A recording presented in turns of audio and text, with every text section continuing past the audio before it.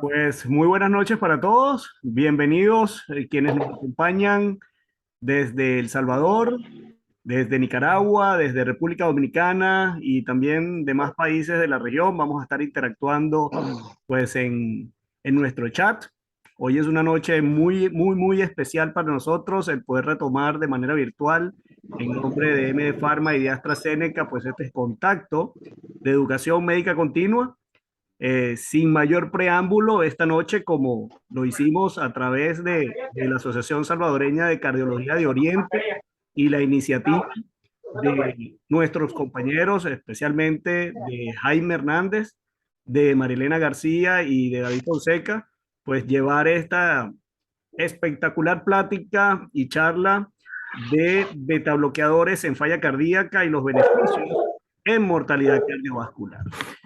No sin antes pedirle a todos los asistentes pues el agradecimiento por acompañarnos y que por favor tengamos en silencio sus micrófonos para evitar pues distracciones y también por el respeto hacia nuestro speaker, el doctor Francisco Padilla, quien gentilmente pues accedió a acompañarnos en la noche de hoy, suspendiendo algunas actividades y que lo valoramos mucho. Y para presentarlos, pues dejo con ustedes a Jaime Hernández desde San Miguel, en El Salvador, para que nos presente al doctor Francisco Padilla. Espero que disfruten pues de esta velada y reciban un abrazo desde San José, Costa Rica, un servidor, Gustavo Daboín, especialista de marketing para Endy Pharma AstraZeneca. Muchas gracias, Gustavo. Es un gusto saludarte y al doctor Francisco Padilla hasta México. Mi nombre es Jaime Hernández, representante de MD Pharma AstraZeneca en El Salvador, y a petición pues de la Asociación Salvadoreña de Cardiología de Oriente, ASCOR, hemos tenido la oportunidad de brindar esta excelente conferencia que nos dará esta noche el doctor Francisco Padilla. Voy a pasar a leer su currículum en este momento.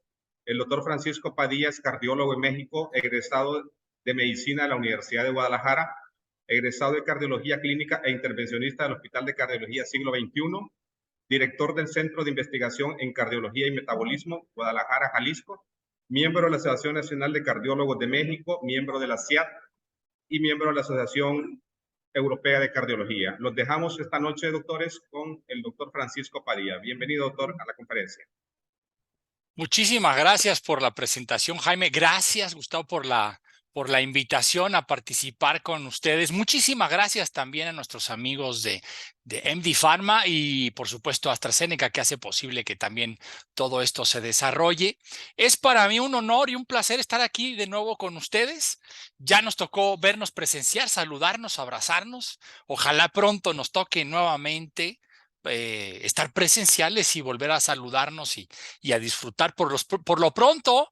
Y en lo que ustedes, yo no sé qué estén haciendo, pero miren, por lo pronto les digo salud. Yo tengo aquí una copita de vino para tratar de hacer más ameno esta charla, que en los próximos 35 minutos, la idea es hablar un poquito de insuficiencia cardíaca, pero ahora el abordaje es a través de beta bloqueadores. Obviamente es importantísimo y es imposible hablar únicamente de beta bloqueador. Voy a tener que hablar obviamente de la insuficiencia cardíaca en sí para tratar de tocar este tema tan interesante que en las últimas décadas ha tomado mucha relevancia por la gran cantidad de información y de publicaciones que se han desarrollado a través del tiempo.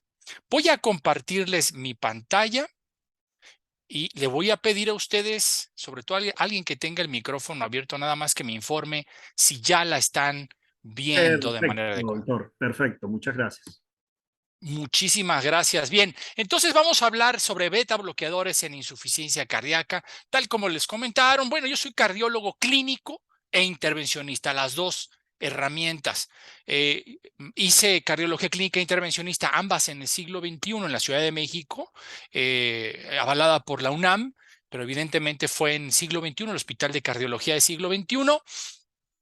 Y allí tuve oportunidad de generar dos aspectos fundamentales, porque yo no me considero únicamente intervencionista, sino también clínico, y eso me da la parte de también valorar a los pacientes de una manera integral en el consultorio, no solamente la parte de la tubería, que a veces puede desprenderse un poco del aspecto más importante de la cardiología, que es la clínica.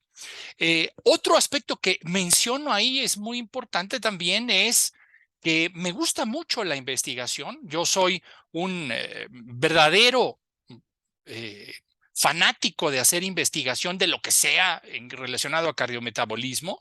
Evidentemente ahí lo pueden ver ustedes cómo yo me he dedicado en la gran mayoría de mi relación con la industria farmacéutica, y lo pueden ver ahí en mi conflicto de interés. La gran mayoría de ese conflicto es principalmente relacionado con la investigación. Me he dedicado a hacer investigación en muchos aspectos, principalmente en cardiometabolismo. He sido coordinador nacional de algunos estudios de algunas de las moléculas de las que voy a platicar, y entonces, por lo tanto, eso me da un poquito más de seguridad de hablar en cuanto a aspectos fundamentales desde la parte básica del fármaco. Bien. Y nuestra agenda de lo que vamos a platicar en los próximos 35 minutos son estos tres aspectos fundamentales. Tres patadas, como a mí me gusta. Lo primero es los beta bloqueadores como uno de los cuatro fundacionales, uno de los cuatro fármacos indispensables de la insuficiencia cardíaca, o como me gusta decirlo a mí, uno de los cuatro fantásticos. Y luego, las guías que dicen de los beta bloqueadores, tanto en insuficiencia cardíaca como en su prescripción general.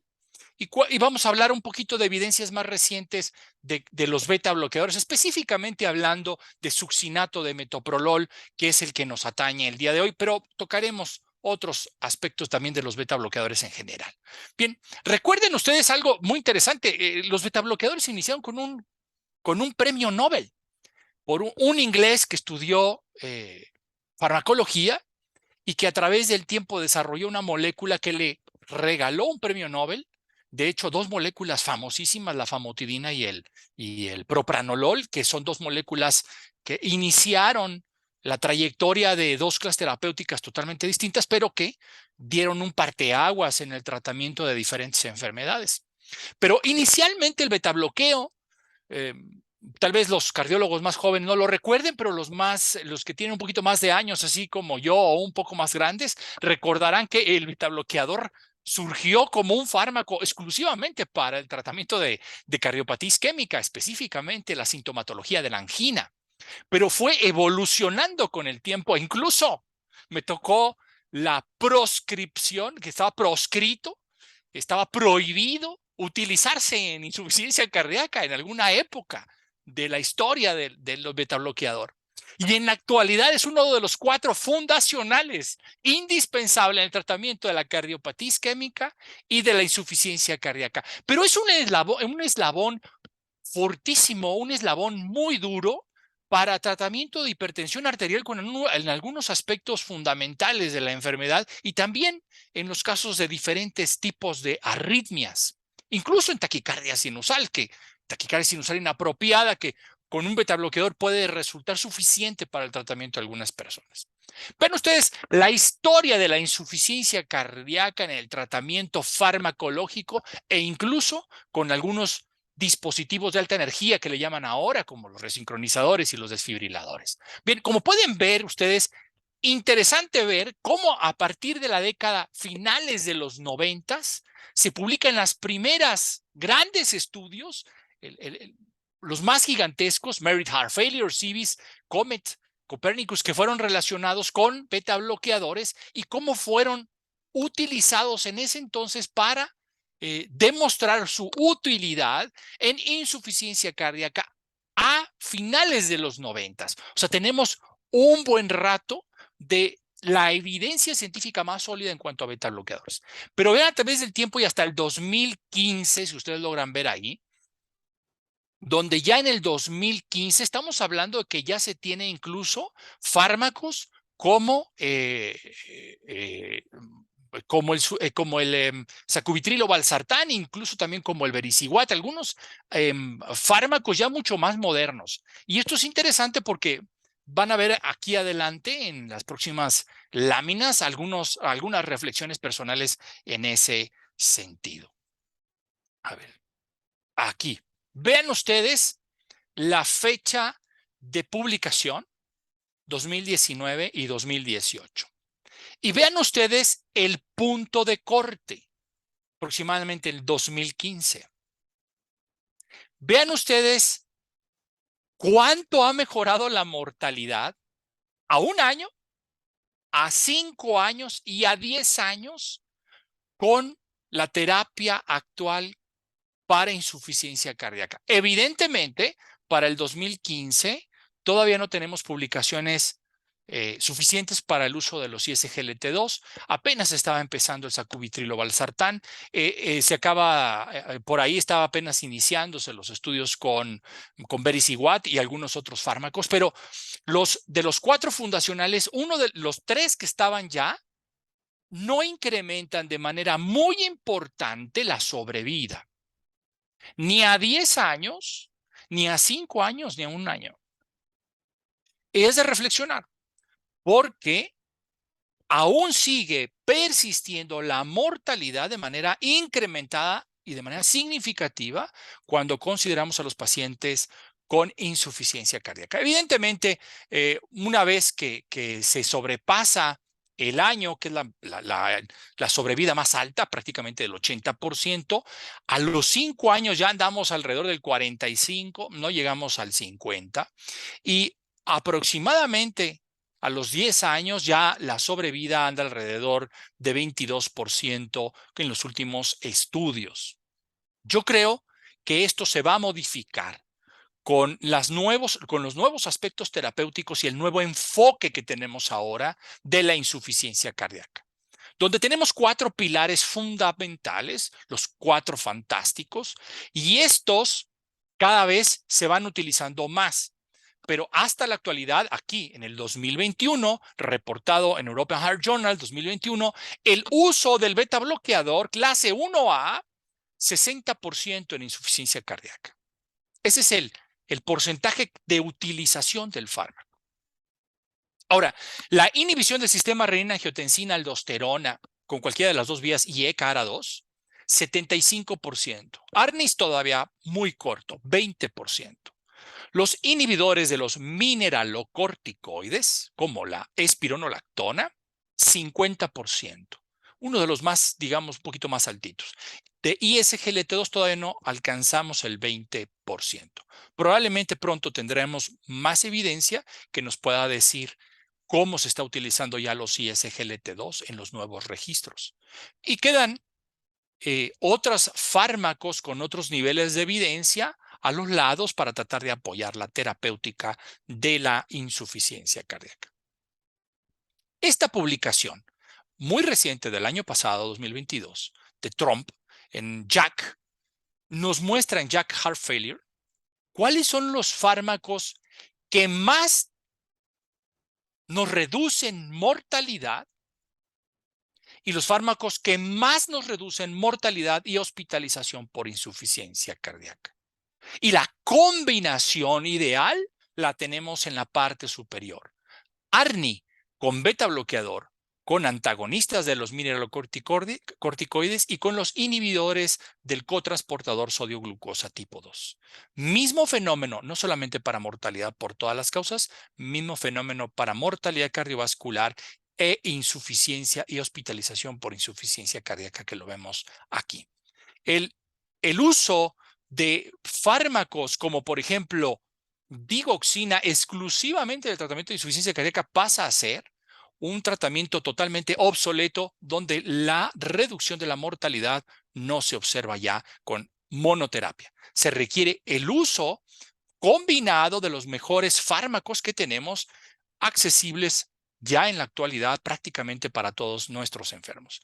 Casos especiales, miren, ya empieza a colarse aquí Vericiguat o Mecantiv, ¿de acuerdo? Entonces, son los fármacos más importantes en el tratamiento de la mortalidad cardiovascular por insuficiencia cardíaca y en la mortalidad total y hospitalización por insuficiencia cardíaca. Esta es mortalidad cardiovascular exclusivamente, a diferencia de la mortalidad mortalidad por todas las causas. Aquí tenemos mortalidad cardiovascular. Nuevamente, esta es la combinación ideal en el tratamiento de estos pacientes. Ahora, perdón. Cuando hablamos del registro CHAMP, publicado 2019, Esto fueron 2.500, 2.600 pacientes, casi 2.600 pacientes con insuficiencia cardíaca. Ven ustedes, aquí en gráfica de pasteles muestra los cuatro de los fármacos más importantes, incluyendo el ARNI, los inhibidores de la ECA-ARA2, beta bloqueador y los inhibidores de los mineralocorticoides. Evidentemente no aparece todavía los ISGLT2 por la fecha de publicación. No teníamos todavía referencia suficiente para publicarlo, pero vean ustedes cuántos pacientes estaban sin medicación suficiente. 73% IECA, 86%, 65%, y por acá de los mineralocorticoides 67%. O sea, la gran mayoría estaban estables con tratamiento no óptimo o sin medicamento. Ahora, cuando hablamos tratamiento estable a dosis óptima, o sea, dosis meta, target, en dosis meta, miren, 8.5% sistema renina-angiotensina-aldosterona, 1.5% ARNI. El 18% con los beta bloqueadores tal vez es uno de los más aceptados, al igual que los inhibidores de los mineralocorticoides. Estaban en inicio, los azules, lo vemos aquí, no superan el 10% en ninguno de los casos, y discontinuados o que los hubieran disminuido la dosis, más o menos, ¿no? Los amarillos todavía siguen siendo un poquito interesante ahí la cantidad de pacientes que se les redujo la dosis. Bueno, este es un compendio de ese mismo estudio CHAMP, pero aquí se los muestro un poquito diferente, donde ya les muestro beta bloqueadores específicamente en el centro, que es el más importante. Vean, 67% de los pacientes tomaban tratamiento con beta bloqueador. Pero recuerden ustedes que beta bloqueadores para insuficiencia cardíaca solamente hay 3 aceptados por las organizaciones mundiales y que han demostrado a través de estudios internacionales. Entonces, de ese 67% no tenemos conocimiento cuáles eran beta bloqueadores aceptados. Pero además, a dosis meta, a dosis adecuada de beta bloqueo, solamente el 14%. Entonces, realmente, eso habla que tenemos un hueco gigantesco terapéutico donde podemos actuar nosotros día a día en nuestro consultorio tratando a nuestros pacientes. Sin lugar a duda. Y vean ustedes esto, le gusta mucho a mis amigas cardiólogas que se dedican mucho a la diferenciación entre tratamiento por género. Y vean ustedes, cuando comparamos en sexo, hombres contra mujeres o en género, hombres contra mujeres, podemos observar la dosis recomendada de beta bloqueador aquí en su gráfica del lado izquierdo, y podemos observar cómo las mujeres a través del tiempo pueden llegar a disminuir el riesgo de mortalidad o hospitalización por insuficiencia cardíaca si llegan al 100% de la dosis recomendada, a una reducción significativa por debajo del umbral significativo, del umbral importante para decir que hay un efecto suficiente. Pero cuando no llegamos a la dosis recomendada, que es menos del 20% de la dosis, como lo vimos en la gráfica anterior, que estamos en 14%, bueno, pues 14% anda por arriba de la unidad, por lo tanto hay un incremento importantísimo en la mortalidad y en los casos de hospitalización por insuficiencia cardíaca, por no tener la dosis del beta bloqueador donde debe estar. O sea, no solamente es darlo, sino darlo a la dosis requerida, a la dosis meta, ¿verdad? Y a la dosis meta no me refiero yo que sea la dosis máxima que tolere el paciente, no, la dosis máxima para tener una frecuencia cardíaca en control entre 60 y máximo 70 latidos por minuto, y que el paciente no tenga hipotensión profunda ni ningún otro efecto secundario, evidentemente, ¿no? Entonces, sí podemos observar una reducción de riesgo significativo tanto en hombres como mujeres a partir del logro. Fíjense, en las mujeres todavía es mucho más interesante. A partir de 20% de la dosis ya empieza a haber un efecto significativo en la mujer, a diferencia del hombre que requiere mínimo 60% de dosis adecuada para su control. Este gráfico más reciente del 2021 nos muestra la subutilización de medicamentos en el tratamiento de insuficiencia cardíaca con fracción de expulsión reducida. Y como pueden ver, el medicamento más utilizado en estos registros que fueron realizados a partir de estudios de insuficiencia cardíaca como DAPA Heart Failure, podemos observar nosotros cómo el beta bloqueador es el más utilizado en los 3 registros. Miren, no así los otros 2 grupos. Y aún así habría que analizar qué dosis de beta bloqueador estaban utilizando, si estaba en meta, y la otra si era el beta bloqueador que nosotros requerimos, el más aceptado y el que tiene evidencia científica. ¿Por qué es esto tan importante? Bueno, muy sencillo. Vean ustedes por qué.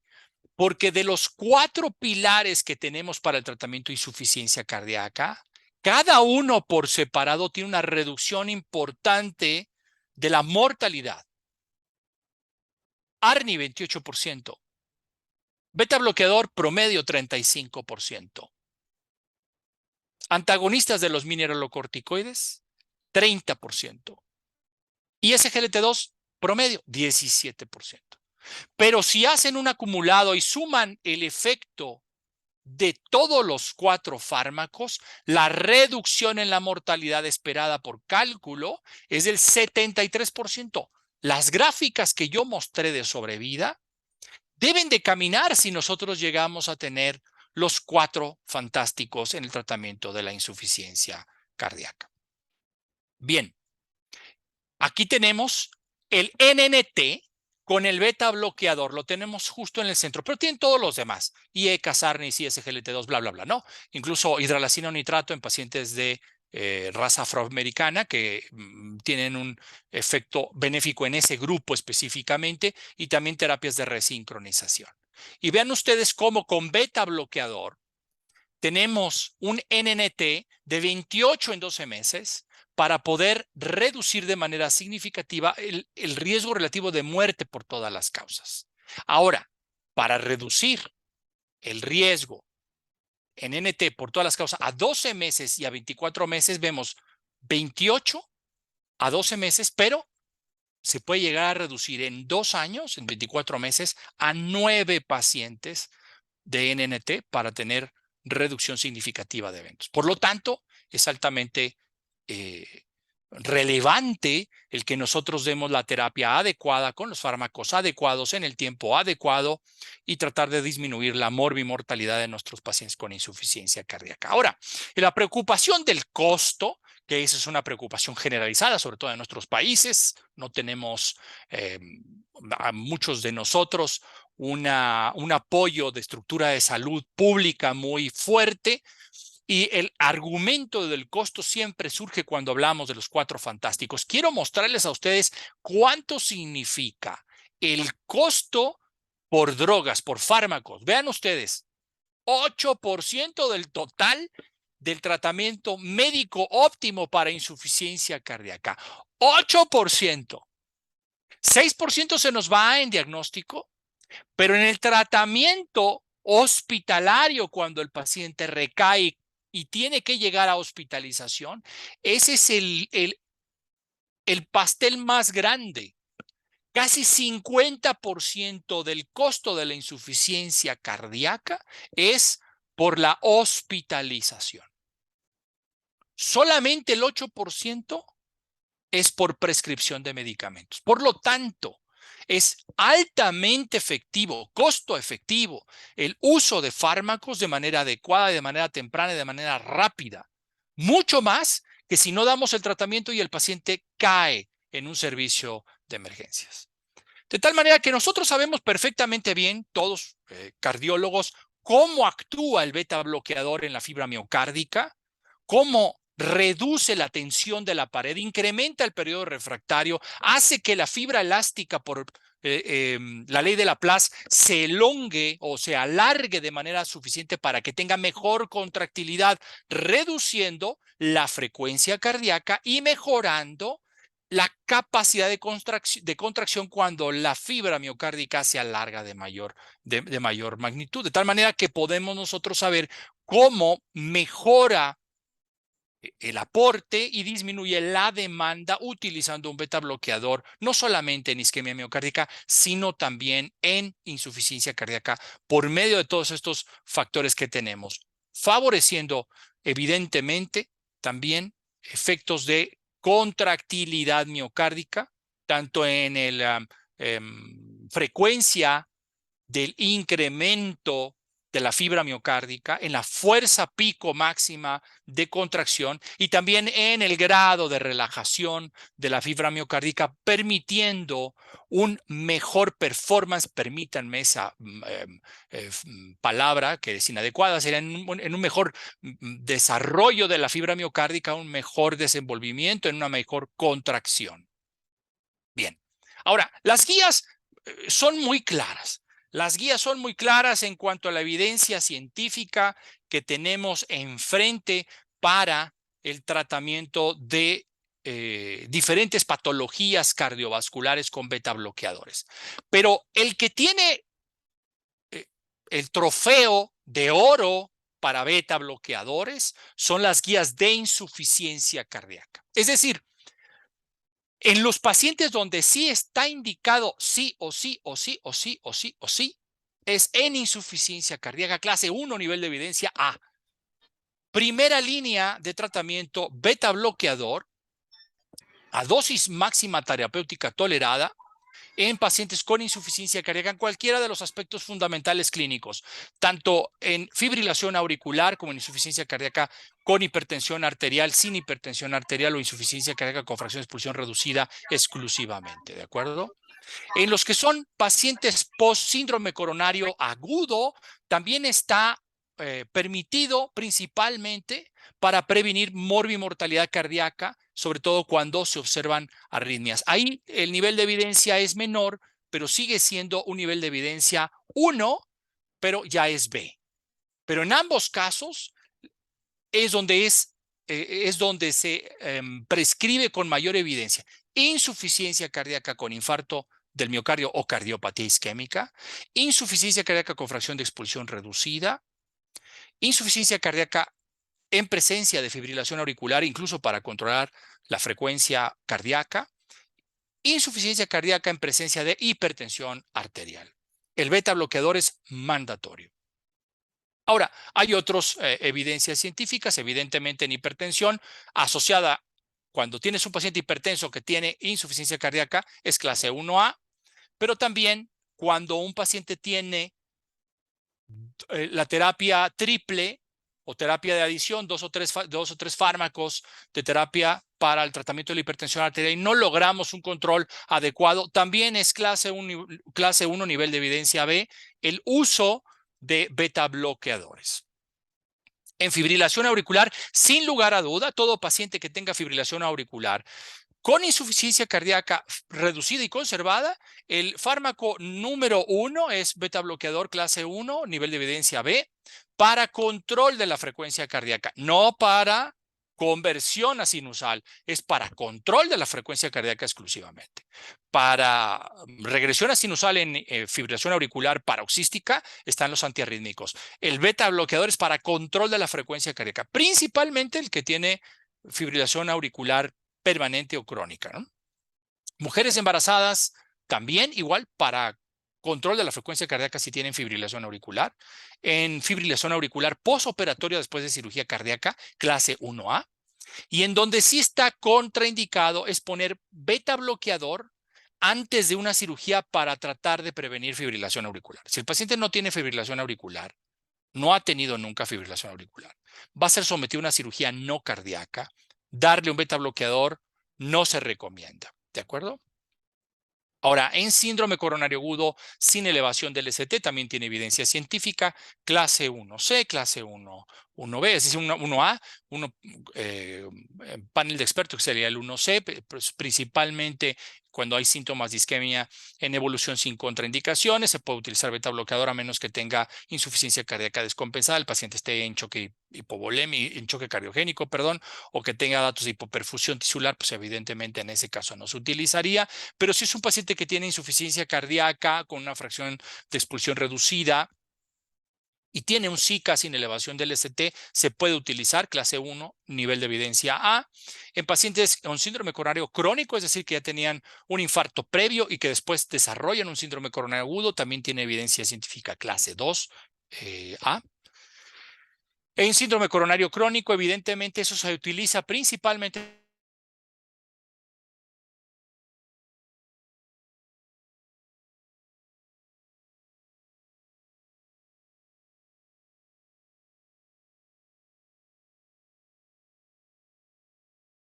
está bien aceptado el uso del beta bloqueador en síndrome coronario crónico para alivio de angina. Obviamente, en insuficiencia cardíaca sí sería clase 1, nivel de evidencia A, y en paciente con síndrome coronario crónico e hipertensión arterial, desde luego, es otra de las indicaciones. Entonces, en los hipertensos hay dos indicaciones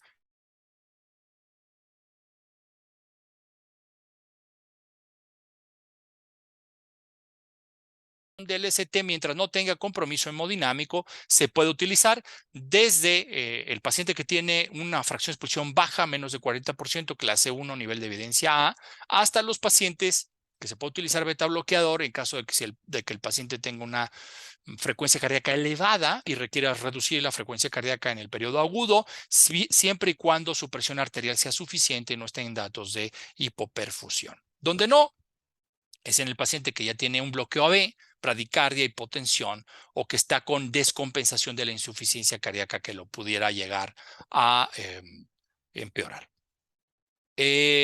O nuevamente fibrilación auricular y muchísimas indicaciones. Esto ya lo había presentado, yo creo que me equivoqué, lo puse doble. Y en las taquiarritmias, recuerden que hay muchas taquiarritmias que pueden llegar a ayudar el tratamiento con beta bloqueador. Aquí puse unas cuantas para que las puedan ver rápidamente. No me voy a detener en ellas para no perder tiempo en esto, que no es el motivo de la charla, pero es para mostrarles todo bloqueador. Ahora, ¿cuál es el argumento mayor para un cardiólogo? Pongan atención, cardiólogo, para no dar beta bloqueador, iniciar beta bloqueador o dar la dosis adecuada de beta bloqueador. Y estas son las más comunes. Tienen ahí 3 registros enfrente. Tienen el Qualify, el registro a largo plazo de la Sociedad Europea, y el registro de falla cardíaca con fracción de exposición reducida, TS-COC. Y vean ustedes cómo la razón más importante, sobre todo en el europeo, fue hipotensión.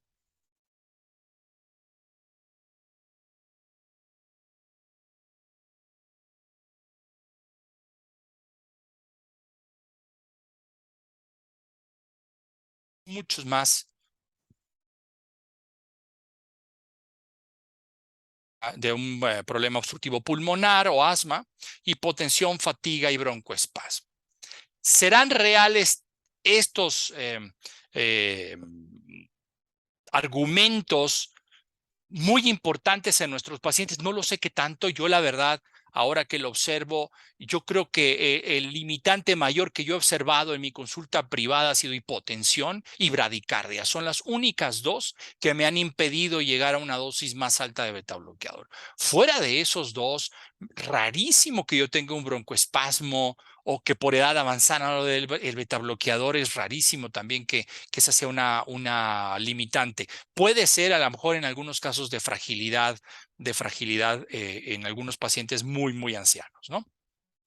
Pero eso ya lo valoran ustedes caso a caso, es decir, es difícil generalizar ese tipo de argumentos para no utilizar el beta bloqueador de manera adecuada. Bien, este es un análisis que les traigo yo muy interesante, Journal American Heart Association, publicado en el 2021. Vean ustedes, Yodo Tamaki y sus coautores mostraron el uso intravenoso de beta bloqueadores en pacientes con insuficiencia cardíaca aguda. Interesante, porque teóricamente estos son de los pocos casos donde se justifica no darlo. Sin embargo, aquí utilizaron beta bloqueador intravenoso. Y como pueden ver, fueron 3,817 pacientes con insuficiencia cardíaca aguda. 2,000 de los 300 no recibieron beta bloqueador, solamente 1,500 recibieron el beta bloqueador. Fue dosis baja 700 y 680, una dosis mayor de beta bloqueador, una dosis alta. Y como pueden ver, aún cuando fueron muy pocos pacientes, 1,512, se redujo mortalidad por todas las causas. Ven ustedes ahí el hazard ratio, con una P significativa 0.001. Muerte cardiovascular, también significativo. Aquí vemos los intervalos de confianza. Muerte no cardiovascular también alcanzó a ser significativo, menos de 0.03. Y muerte súbita, que es uno de los argumentos más importantes para utilizar beta bloqueador en infarto agudo del miocardio. Bueno, en este caso en insuficiencia cardíaca aguda, donde la muerte súbita se puede prevenir utilizando este tipo de fármacos, ya que al incrementar el periodo refractario disminuyen la aparición de arritmias malignas. Otro fenómeno muy interesante publicado ya hace un tiempito, en el 2011, se observó cómo existe una disminución significativa del estrés oxidativo cuando se utiliza un beta bloqueador en la insuficiencia cardíaca.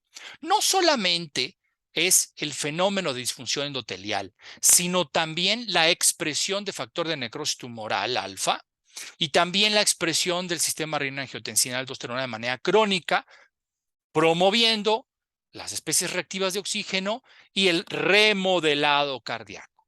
Y esto ya saben que en el remodelado cardíaco se produce hipertrofia, fibrosis, apoptosis y finalmente pérdida de la fibra miocárdica. Y esa es una de las razones por las cuales los beta bloqueadores, en este caso, muestro carvedilol, pero es uno de los que pueden llegar a reducir a través de la inhibición del sistema simpático adrenérgico la aparición de estos fenómenos de estrés oxidativo.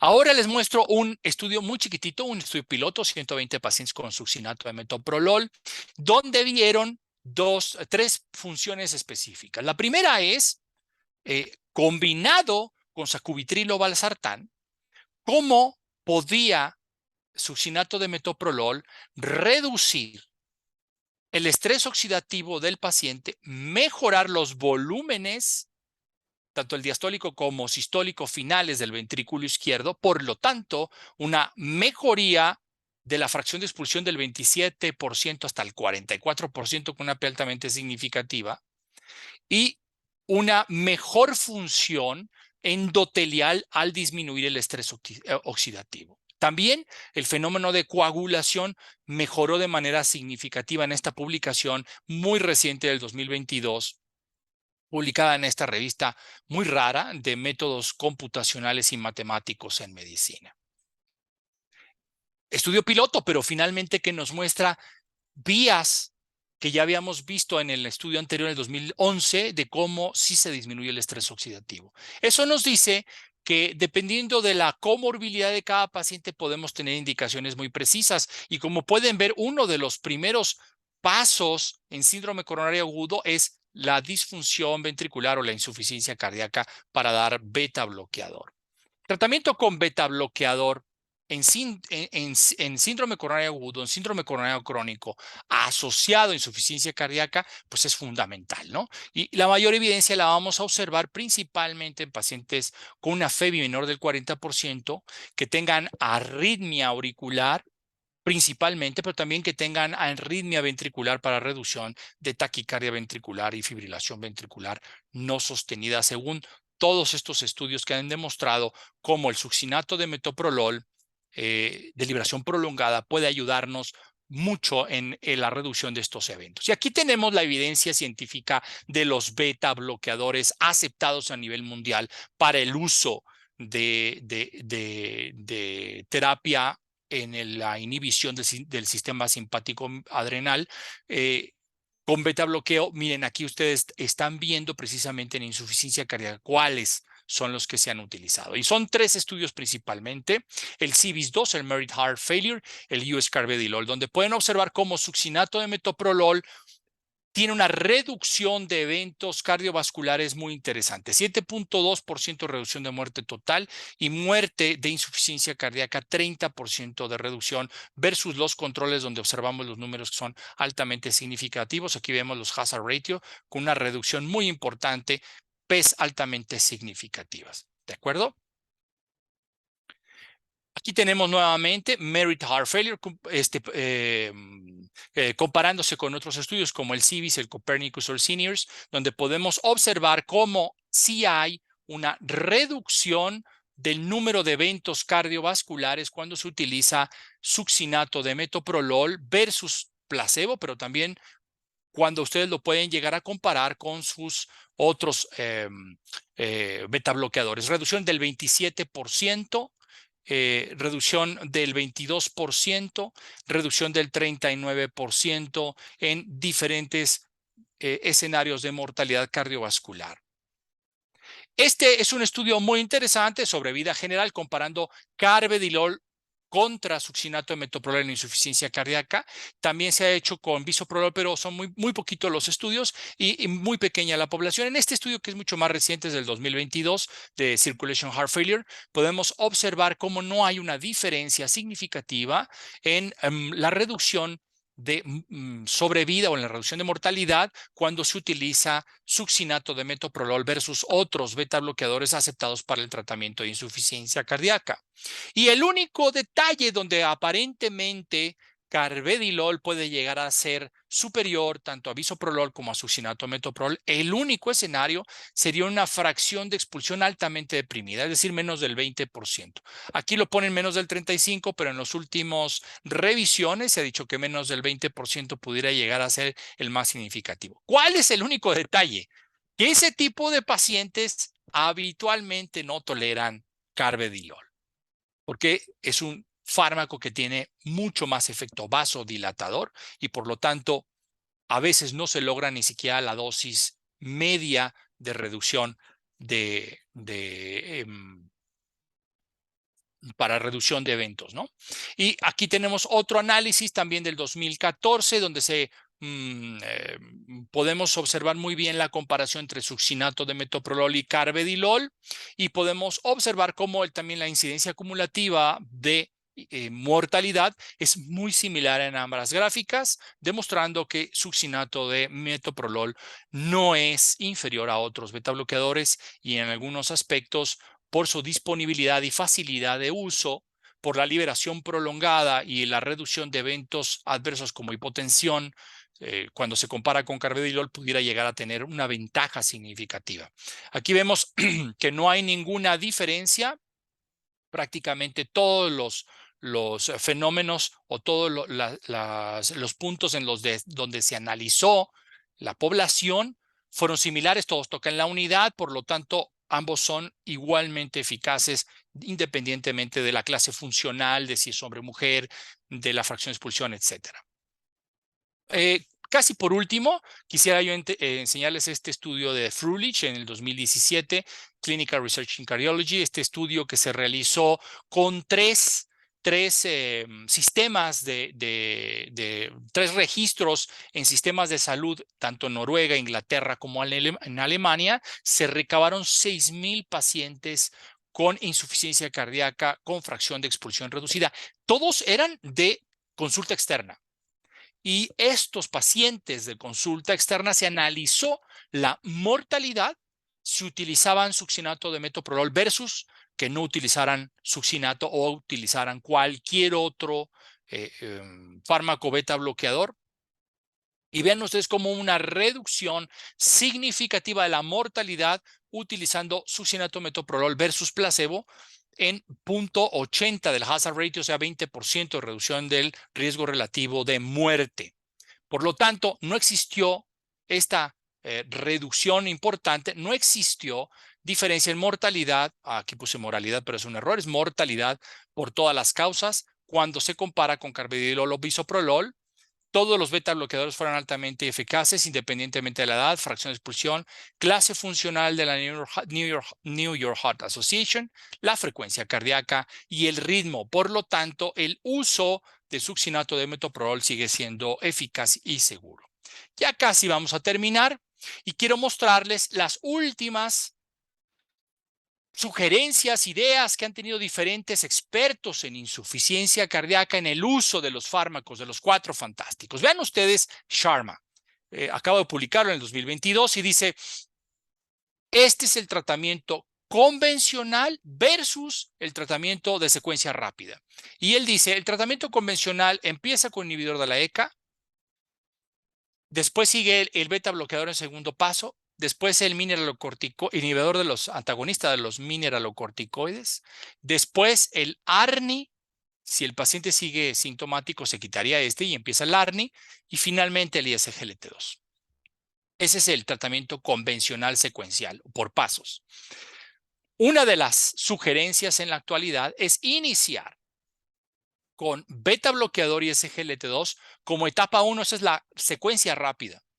Estos dos, porque son los que se ha visto que tienen menos efectos colaterales en el paciente crítico, sobre todo con falla cardíaca, fracción de expulsión reducida, crónico, ¿de acuerdo?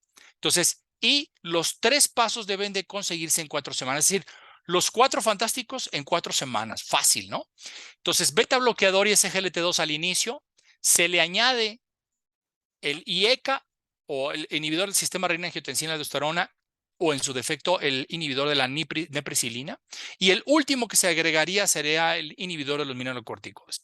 Esto depende fundamentalmente también de la característica de tu paciente. Tú sabrás cuál te va a tolerar primero, porque puede hacer que el paciente esté bradicárdico y no te tolere beta bloqueador. Puede ser que el paciente esté muy hipotenso y no te tolere el IECA. Entonces, tendrás que ir jugando un poco con el caso. Aquí hace la diferenciación si tiene insuficiencia cardíaca aguda o crónica o es una insuficiencia cardíaca de novo. Vean ustedes si es de novo, dice ARNI con beta bloqueador, muy diferente a este, ¿no? ARNI con beta bloqueador y en las 2 semanas ya le agregas el ISGLT2 y la espironolactona. La diferencia si es un agudo, dice, como está agudo, no des IECA ni ARA2. Continúa con el beta bloqueador si no está muy hipotenso el paciente, ni bradicárdico, y se inicia en el hospital el ARNI y el ISGLT2.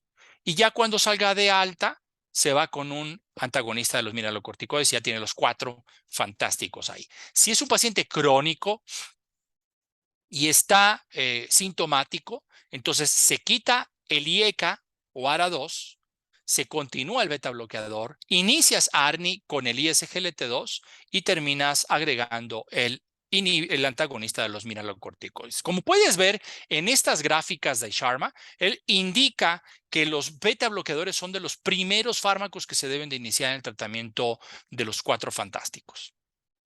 Esta es otra primera línea de la terapia cuádruple. Aquí te dice que puedes iniciar en cualquier orden. Este ya es Botsuk en Jack Heart Failure en 2022. En cualquier orden, dice, inicia en las primeras 4 o 6 semanas todos los fármacos y los vas optimizando lentamente. Y luego ya le vas adicionando otros tratamientos, como puede ser hidralazina en los casos de población afroamericana, los desfibriladores o resincronizadores, dependiendo si el paciente lo requiere o no. Puedes iniciar ivabradina si no llegas a la frecuencia cardíaca meta. Perdón, digoxina si fuese necesario, vericiguat, como pueden ver por el color, y estos son clase 2B, no es clase 2A como ivabradino, es clase 2B.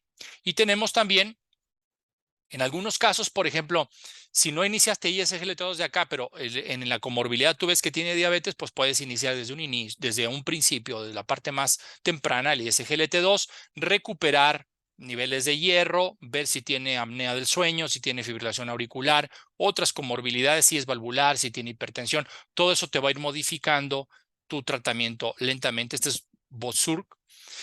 Pero lo más importante es que sepas tú que los 4 fantásticos, los 4 fundacionales, los 4 fármacos esenciales, los 4 pilares de la insuficiencia cardíaca, no es uno más importante que otro. Este es el más nuevo, pero todos son importantes. Si tú quitas uno de ellos, evidentemente el tratamiento queda incompleto. No se puede cerrar este tratamiento si no tiene los 4. Entonces, lo ideal es llevar a tratamiento óptimo con los 4 fármacos de manera más temprana. Bien, Esperando que haya sido de su agrado, quisiera yo terminar como siempre, como es mi estilo, con mi conclusión en 3 patadas. La primera es, el beta bloqueador tiene que ir sí o sí. Succinato de metoprolol es uno de los fármacos con más evidencia científica para el uso en insuficiencia cardíaca y en otros entornos de la cardiopatía en general, pero en insuficiencia cardíaca tiene una clase 1 nivel de evidencia A. El succinato de metoprolol tiene ventajas esencialmente por su liberación prolongada, por lo tanto, una reducción significativa en los eventos de mortalidad cardiovascular y hospitalización por insuficiencia cardíaca, con menos efectos colaterales que algunos de sus comparadores. El costo también puede llegar a ser muy atractivo en algunos países, no en todos, pero en algunos países es mucho más atractivo el costo del succinato a metoprolol que otros de sus comparadores. Y es en la actualidad el beta bloqueador el fármaco de primera línea en insuficiencia cardíaca junto con los otros 4 fundacionales que tienen una evidencia científica alta, clase 1 nivel de evidencia A.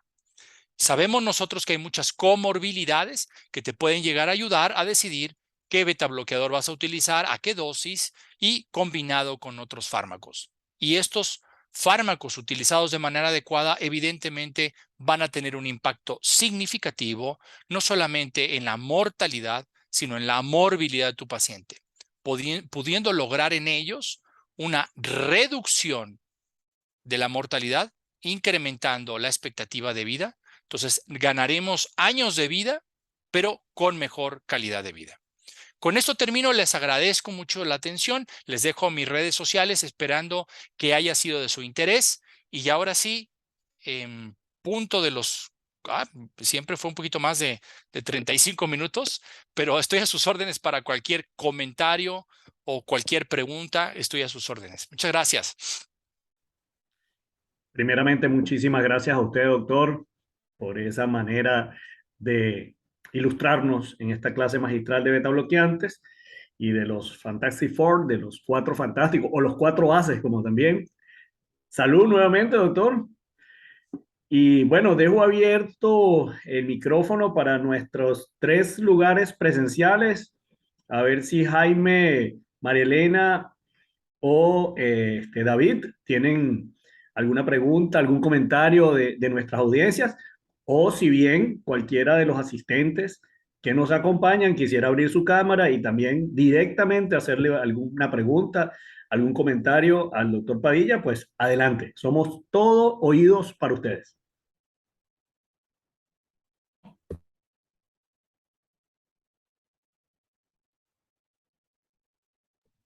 Y mientras eso sucede, doctor, cuéntenos un poco, ¿qué uva está degustando esta noche? Fíjate que esta es una, una combinación de uvas españolas. Es una casa muy cercana a Ribera del Duero. Generalmente usan mucho tempranillo ahí, pero le combinan casi siempre un poco de garnacha. Grenache le dicen los franceses, pero garnacha le dicen los españoles. Muy bien, Muy poderoso el vino, bastante agradable. qué bueno, qué bueno. Nos ayuda mucho a quitar la sequedad de la garganta ahorita que estamos platicando tanto. Ah, bueno, muy buen consejo también. Se me hace que Gustavo, ya los confundí mucho por allá a los amigos porque Ya, no. ya tenemos una pregunta, doctor. ¿Me pongo en Buenísimo. silencio? buenas noches, doctor Padilla. Le saluda María Elena. Aquí tengo a la doctora Gómez que desea hacerle una consulta. Adelante, doctor. Sí, buenas noches, doctor Padilla. Quiero felicitarle por tan bonita ponencia y pues a la vez quería preguntar en qué edad gestacional del embarazo se puede iniciar un beta bloqueador. Gracias. Habitualmente las recomendaciones, si se requiere la terapia beta bloqueante para una paciente embarazada, ya sea por una taquicardia inapropiada o por hipertensión incluso, está indicado en las guías, lo ideal sería esperar hasta el segundo trimestre si fuese posible.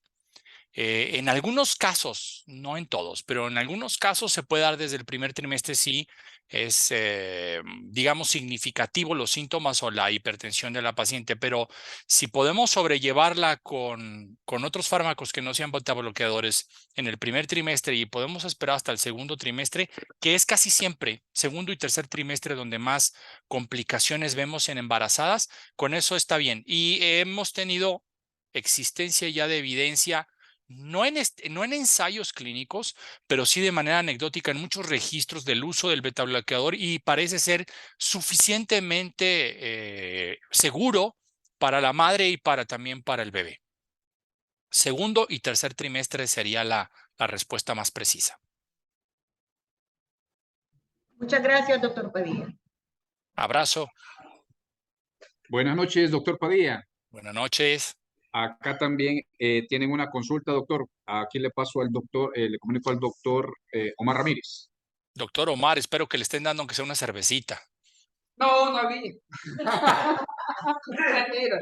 Doctor Padilla, buenas noches. Buenas noches. Mi comentario, más que todo, o mi pregunta es, vaya, cuando se inició la terapia con los betabloqueadores selectivos, hablamos que el nebivolol, el bisoprolol y ahora el cincinato de metoprolol, ¿cuál de las tres sales nos daba más aumento del óxido nítrico, doctor, para llegar a un efecto deleterio? Es decir, que entre más óxido nítrico se produce, hay un poquito más de daño a la fibra cardíaca. Entonces yo quisiera saber cuál de esas tres sales son las que nos da más aumento de óxido nítrico en el paciente.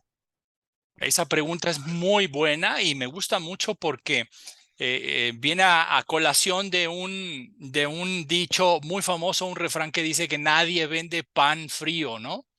Nadie vende pan frío. Entonces, cuando analizamos producciones de óxido nítrico y protección de función endotelial, los análisis en las tres sales, sobre todo principalmente hablando nebivolol, bisoprolol y succinato de metoprolol, los tres dicen que son altamente eficaces. Desafortunadamente no tenemos ningún head-to-head, un cabeza a cabeza, que nos pudiera decir cuál de ellos es mejor que otro. El que más ha usado como bandera el aumento del óxido nítrico y de los efectos principalmente de función endotelial ha sido nebivolol. Tal vez es como su tema de marketing más frecuente. No te puedo decir si realmente es mejor que succinato de metoprolol, porque los estudios que yo he visto parece también que succinato de metoprolol tiene un efecto similar. Sin embargo, sí tiene mayor efecto vasodilatador, al ser un betabloqueador de tercera generación, el nebivolol. Por lo tanto, a lo mejor aquí la cuestión tal vez de percepción personal o de aspecto clínico de cómo utilizaría yo esto en un paciente que tenga yo necesidad de tener un efecto más hipotensor, más vasodilatador, tal vez usaría yo nebivolol en un paciente más hipertenso. En un paciente menos hipertenso, donde ya estoy teniendo problema de la presión arterial, sobre todo en insuficiencia cardíaca, yo preferiría 1000 veces mejor a succinato de metoprolol, que no tiene un efecto vasodilatador tan profundo como el otro. Ese sería a lo mejor, y eso es un aspecto ya muy personal, no de ensayo clínico, porque desafortunadamente no tenemos ningún head-to-head, pero ojalá que esta respuesta haya sido satisfactoria. Sí, muchísimas gracias, doctor. Muchas gracias.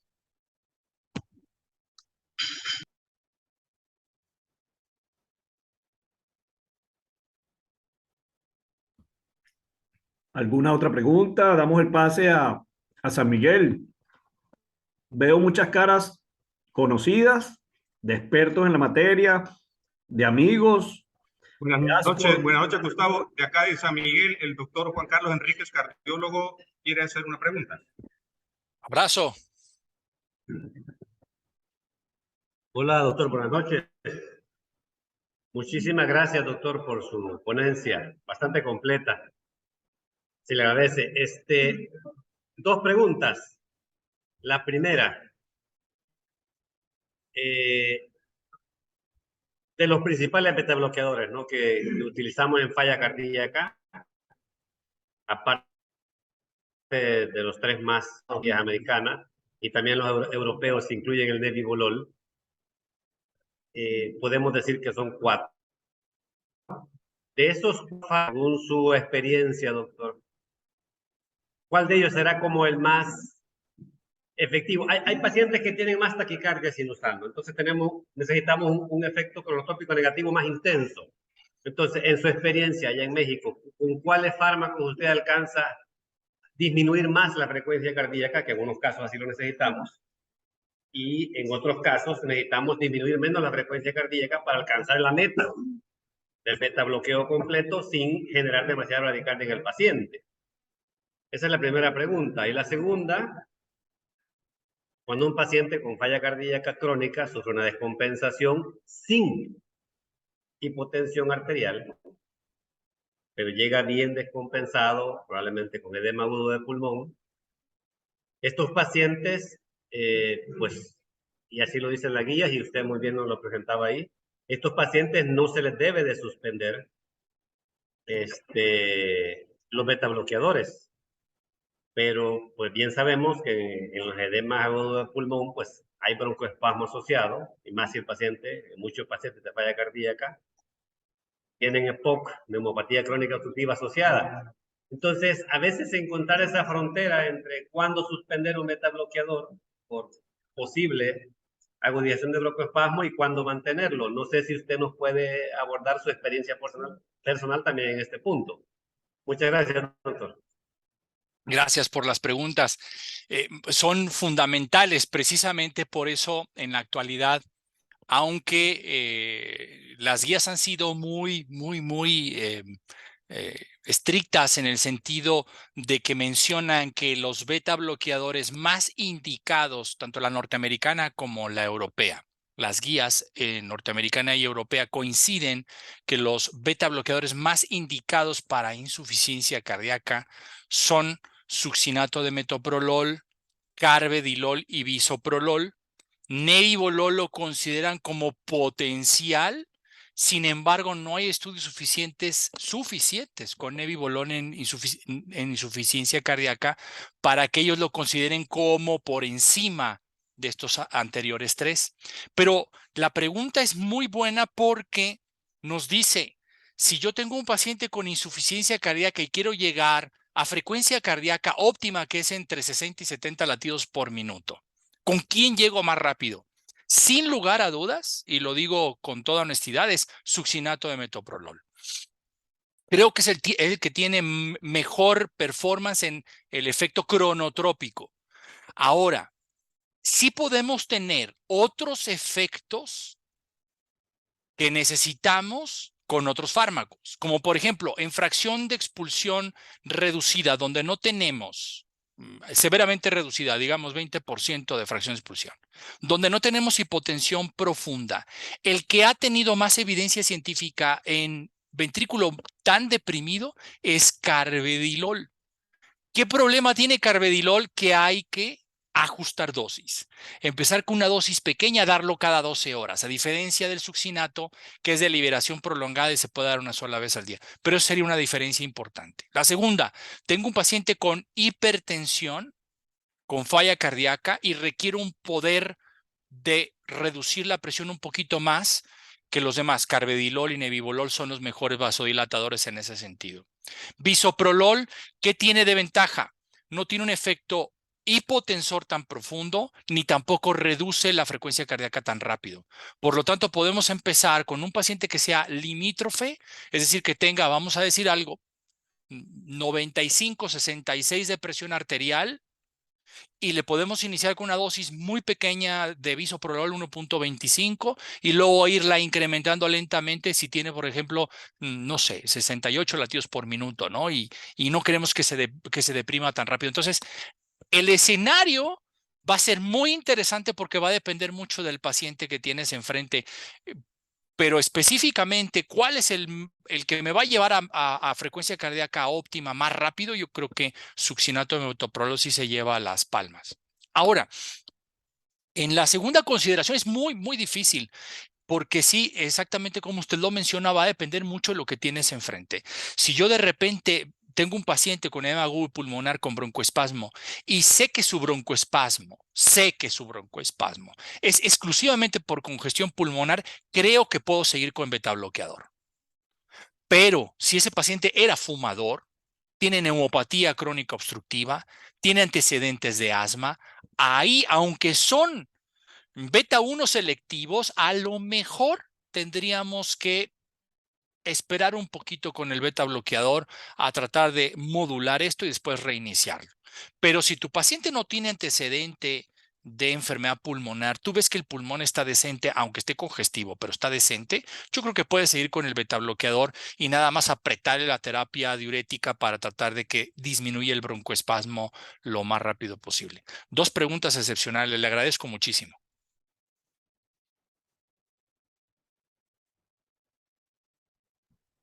Ok, creo que nos queda tiempo para un par de preguntitas más. O agresiones, pues si no tienen preguntas, comentarios o agresiones, también se vale. Estamos de lejos, se puede agredir. Aunque viva la paz. Bueno, no veo más preguntas en el chat tampoco. Entonces, no queda más que agradecer y nuevamente valorar mucho el esfuerzo que todos los acá presentes hemos puesto el día de hoy, luego de una gran jornada de trabajo. Y le reitero a toda la audiencia, pues el compromiso de MD Pharma y de AstraZeneca en seguir dándole esas 3 patadas que nos dice el doctor Padilla a la educación médica continua, a la actualización académica constante y de parte también del equipo, doctor Padilla, pues nuevamente nuestro respeto, nuestro cariño, nuestro afecto. Muchas bendiciones para ustedes. Esperamos que las niñas hayan llegado con bien a casa. Y pronto vas a ver de nosotros porque ya nos están haciendo solicitudes de lo que le decía presencial. Por ahí nos hablaron del Congreso de Oriente. Le voy a compartir fechas sin compromiso, doctor, a ver si cuadran los horarios y todo se da para que Dios primero estemos acompañando a este gremio médico tan importante para la región en El Salvador. Un abrazo para todos, buenas noches y los dejo con el doctor Padilla para la despedida. Muchísimas gracias por la invitación. Gracias a MD Pharma por toda la amabilidad que han tenido conmigo. Amigos, gracias a ustedes porque sin ustedes esto no sería posible. Les mando un abrazo muy cariñoso desde acá y seguramente nos veremos pronto. Yo he encantado de poder asociar mis fechas con ustedes para tratar de saludarnos en persona y tomarnos, ya sea si no es vinito, aunque sea una cerveza ahí en presencial. Un abrazo muy fuerte, muy buenas noches y muchísimas gracias. Buenas noches para todos, bendecida noche.